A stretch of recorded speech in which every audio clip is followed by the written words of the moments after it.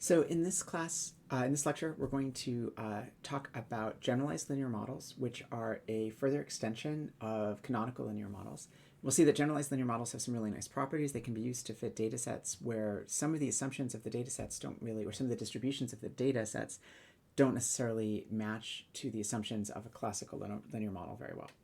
So to start to motivate some of these more complex, more flexible models, let's consider this data set from the Zur book. This is the penguins jumping off the cliff book.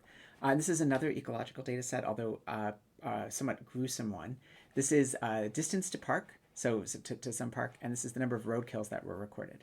So you can see as you get closer and closer to the park, you have more wildlife coming from the park, and the number of roadkills goes up. You can, of course, just fit this with a canonical linear model. Right, so we just do y equals mx plus b. We get this regression line. We can see the fit's not really terrible. This is the AIC criteria, and remember that we'll just use this as a reference AIC criteria. This as a reference criteria. So when we look at other models, we're trying to get this number as low as possible. Right. So remember that this number is a trade-off between the likelihood of the model and the number of parameters in the model. So this model is not terrible. You could probably get away with this one. The model assumes a constant variance across all the residuals, so we can plot that out by just adding error bars here. We know there's a constant variance, right? So this model looks like this. Now we can see just visually that this assumption of constant variance is probably not great for this data set. The variance is actually higher as you get closer to the park, right? So there are many data points here, or at least a handful of data points here, that's where it seems like this assumption of constant variance isn't a particularly good match. And we can see that here. And there's also some systematic bias in the residuals, right? So far away from the park, you're actually over the line in a more consistent way, right? And so that suggests that might also be a problem for a standard linear model. Although again, it's not too bad. Probably you could get away with the standard linear model here. Finally, the model actually makes a prediction of negative roadkill. So if you get far enough away from the park, you get numbers greater than 0, which doesn't make a lot of sense. So it'd be nice to have some kind of saturating model. And again, if we look at the residuals, we see there's some systematic variation from the residuals at some points in the curve. This is not the worst scatter plot of residuals you'll ever see, but it's certainly not perfect either. So it'd be nice if we could have a model based on counts that allow us to vary the variance. And of course, we'll see there's going to be a model based on the negative binomial distribution in a bit that will fit the bill. But let's first of all, just to introduce these generalized linear models, start with the Poisson distribution. So this is, again, following the Zur book. So a generalized linear model generally has 3 components. You have some statement of how your data are distributed. In this case, for this first model, we'll say that our data are Poisson distributed. And so if it's Poisson distributed, the mean, of course, equals the variance, as we've been seeing all semester. And then there's also what's called this link function. And this link function has this form where mu I, right, so the mean of the roadkills, is going to equal E to our parameters here. So this is going to be b0 times the intercept plus b1 times x1 plus b2 times x2, where these variables are the variables that you're trying to fit to. So in this case, the variable is going to be distance to the park, and there'll be an intercept term as well. The reason this has to be in this exponential term is, of course, because the Poisson distribution doesn't have a definition, is not defined where the mean is negative, right? So you can't say, well, I flipped the coin 1,000,000 times and I saw on average negative 5 heads, right? The mean of the Poisson distribution is not defined when it's negative. So this formulation here, putting this in exponential, means that this value can never be negative. So you'll see this written this way. You'll also just take the log of both sides, and you can say that the log of mu I equals our term. So in this case, with only one parameter in the model, this would just be 0 times 1 plus b1 times the roadkill. And so you can define the likelihood of this model, right? So this is going to be, as smart people tell us, we could follow this proof from the Zur book, but basically you can write down the likelihood of this model, and then of course all you're going to do to fit it is to solve for the maximum likelihood of the model. And so when you do that, this is how you implement this in R. So you say you want a general linear model. This is the distance to the park. This is our x-axis here. This is our data here. That's on our y-axis here. We say we want this generalized linear model with the family equal to the Poisson. So we want this to be Poisson distributed. This data frame here just says this is just tells the GLM function where the data actually are. So tot.n and d.park our variables within this data frame that's here, right? And so if this is Poisson distributed, the model is going to fit. It's going to fit this line. The model line is this. This doesn't have the error terms here. So this is like the y hat in a standard linear model. So this equation defines the model line, right? And so the model line itself, y hat, is a function of an exponent with two parameters in this case. This alpha being an intercept, right? So there's a 1 there, and then beta 1, which is our distance to the park times this beta coefficient, right? And so we put all this into R. We know that the mean equals the variance, so we can actually graph out the error bars here.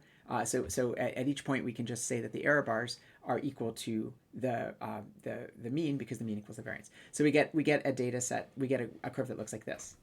Now, compared to a standard linear model, we're actually doing a little bit worse, right? So it turns out that the standard linear model actually can fit one variance across the entire line. Now, that's not great because we have these points that are outside of the line here, but that's better than the Poisson distribution, where we say the mean equals the variance, because now we have more points that where these data points are far away, right? So the maximum likelihood model, the maximum likelihood fit, says this line is as close to the data points as we can get, right? We're minimizing the distance between each one of these data points and this line, so that the probability when we use when we put these residuals into a probability density function and multiply them together to calculate the likelihood, that distance is minimized so that the likelihood is maximized.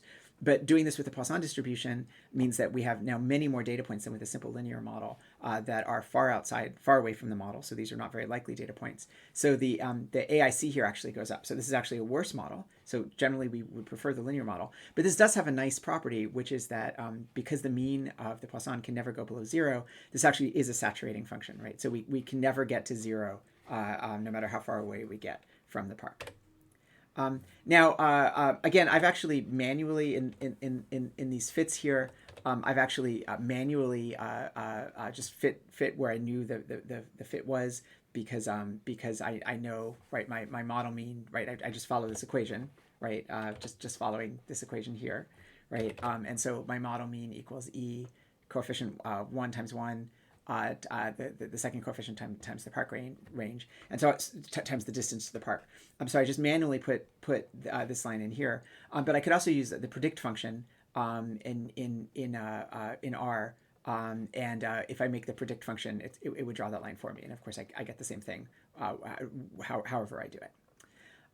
Okay, so this is really not a very good model, right? Because the mean equals the variance. So we know that, as we talked about in the context of DSeq and EdgeR, that we can make a saturating distribution and the negative binomial distribution, which is going to be a superior distribution to the Poisson distribution, because the negative binomial distribution is going to allow the variance to be greater than the mean, right? So here, again, following Zur, we specify that our data are now negative binomially distributed. So we have a second parameter here, which we will recognize, right, as the length of the tournament, right? So so if the tournament is infinitely long, so again, if you go back to the DSeq lectures, mini lectures, we go through this in some detail, right? If the tournament is infinitely long, then the negative binomial distribution approaches the Poisson distribution. But if we make the tournament shorter, the number of games that you play before you get thrown out, you can have a parameter here which allows the variance to be greater than the mean. And now our likelihood function actually gets to be complicated. And the Zur book actually says, well, this likelihood function is actually pretty complicated. Some textbooks have mistakes, but believe us, this is the likelihood function. And again, so we'll sort of just say, okay, smart people tell us that this is going to be the likelihood function, and smart people will figure out a way to maximize that likelihood function. And so we let R do that. And so here we say that we use now this formula glm.nb. So that's generalized linear model, negative binomial distribution. And so we say this is our data, and this is the distance to the park, and this is the fit that we get, right? So we know that the mean is still going to be defined here, given the parameters that we have. So we can get the fit here. We get a value for k back out, and we fit that in as well. So the negative binomial package is this variable k. It's calling theta, so we can get the variance, and that gives us the error bars. And what we can see is that compared to the Poisson distribution, right, this is a much better fit. So we actually are allowed, because we are allowing the variance to be greater than the mean, we get our more of the data points here. And even compared to the linear model, this is a good fit. So far we've considered 3 different models. We've considered the linear model here, which has an AIC of 441. We've considered the Poisson distribution where the mean equals the variance. Well, that doesn't do so well because there are lots of data points that are outside. That AIC is 634. But now we have a better model, which is the negative binomial distribution.